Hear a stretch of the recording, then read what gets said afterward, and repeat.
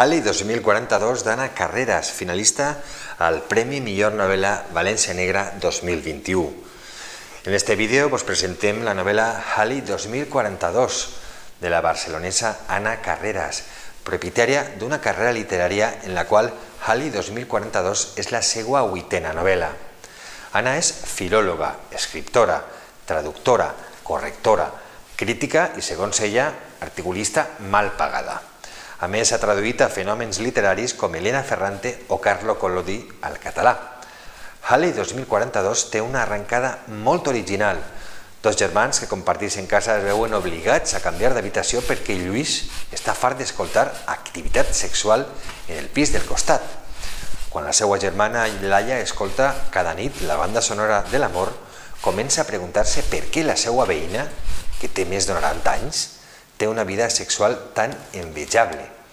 Decideix investigar aquest misteri alhora que escriu un conte en temps real.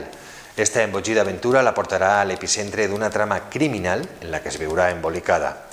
Halley 2042 és una història d'amor futurista on la violència i l'erotisme més descarnats adquireixen un sòlid magnetisme en el que no falten un veterinari reciclat en repartidor d'Amazon i Ovidi, un paio inanimat de vida fosca.